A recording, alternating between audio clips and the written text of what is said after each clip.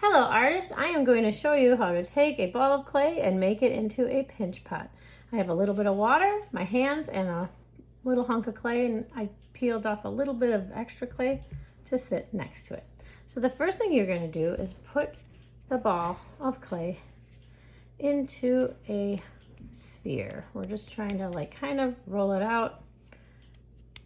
Once you get it pretty evened out, you can put your thumb in the center. Not all the way down, just in the center. About leave a little bit of room right here. Push it down. And then you're going to take these fingers that are pinching it, really.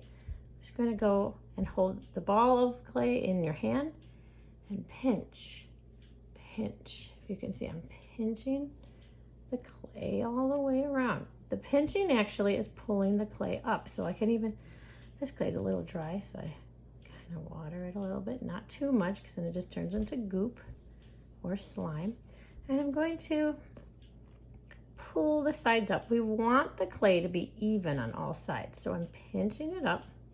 We don't want it to be too thin, only as thick as the size of your pinky. So I'm going to keep pinching, kind of pulling. I'm pulling it up from the center.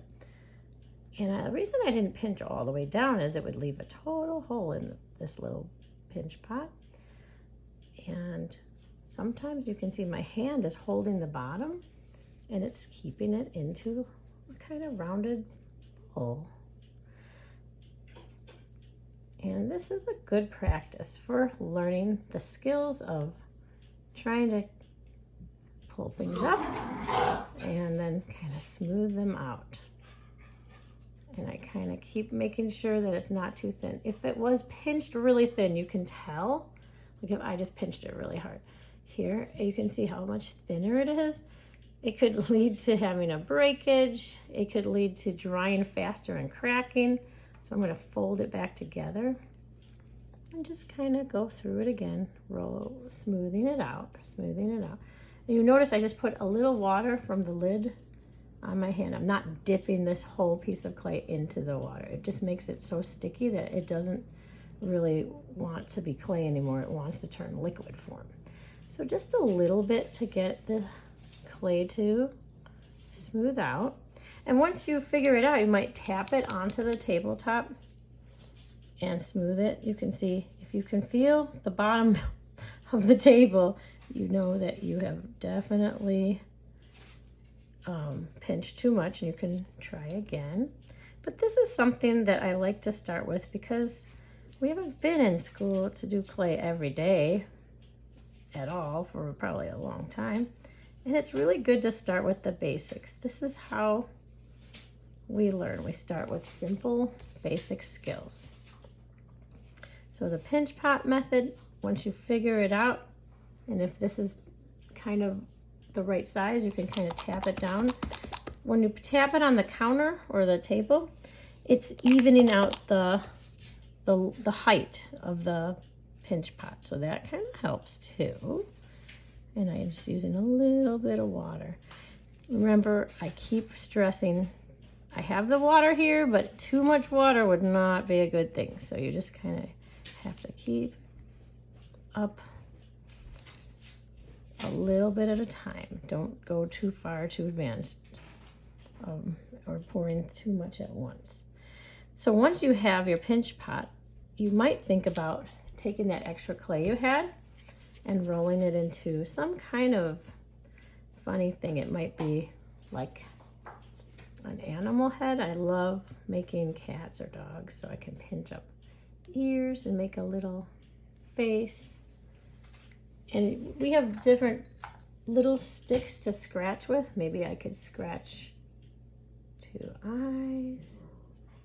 I can add a nose. If it's really small, you can probably just take a little bit of water. It acts as like slip or glue. You can stick on a little nose. Maybe smooth it out. Add some whiskers. The trick with clay is if it is thinner than your pinky or thicker than your thumb, you have problems. If it's just right, like the size of your pinky, not your thumb, it'll dry evenly and will probably be a successful piece of clay. If it's too thin, it'll dry too fast and crack.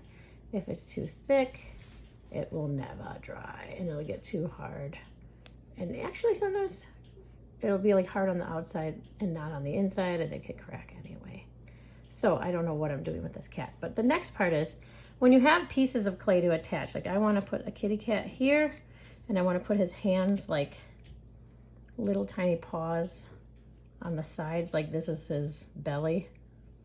And I could do that, but you notice I am not really sticking these on. They're just sitting there. So that is probably not a good idea. You have to learn the word scratch and attach. So I have to scratch the back of this piece of clay with X's or just like giant diagonals, and scratch the other piece of clay where it's going to go. You can use a little bit of water to be like glue, and then you push it together and smooth. A lot of S words, scratch or score as they call it. Slip, that's the glue is slip, and then smooth. That means smooth it all out. You don't want to be able to see lines. If you see the lines like on this neck, even if I just take this little stick and go and pet this cat's neck on, it actually makes it stop from cracking more in the lines. So for the paws even, I'm going to take a little paw and scratch it. I know it seems like, oh, I don't want to sit there and ruin what I just made with scratches. Scratch, scratch, scratch. But guess what? You just made something cool that may fall apart if you don't scratch, slip, I forgot that part, smooth, and attach. So this process isn't new. This is something that every art teacher probably will tell you, every artist will tell you. Scoring, or they say scratching, right? Or they say scoring, I say scratching. Slipping and smoothing.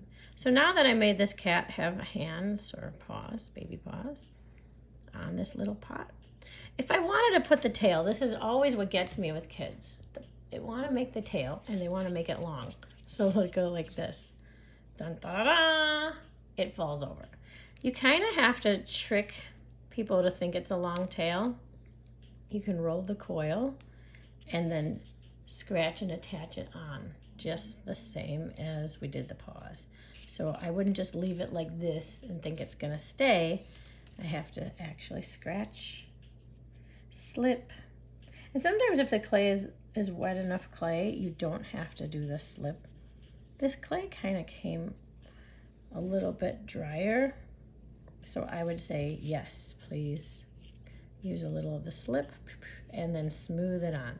Sometimes you have to smooth it on and then go back in and add some details to make it look like it was smoothed on and it was like I can draw the line here, but that's if I did it. I'm just gibberish talking right now because I'm trying to do it. So remember that cats also have bottom paws. And this could be for any animal that has 4 legs. And you can add the legs on, scratch, slip, and smooth. And when this dries, it'll be a cute little trinket bowl to put maybe jewelry in, or all the coins you have, or maybe to just have sitting out for candy. I was moving the camera away. So this might be fun to create out of your pitch pot. Meow. When you're finished and it's totally done, you can leave it without plastic on it and let it air dry. The most important thing is to put your name on the back, because if you don't, I won't know how to get it back to you. And then we'll put it on the drying shelves for tomorrow.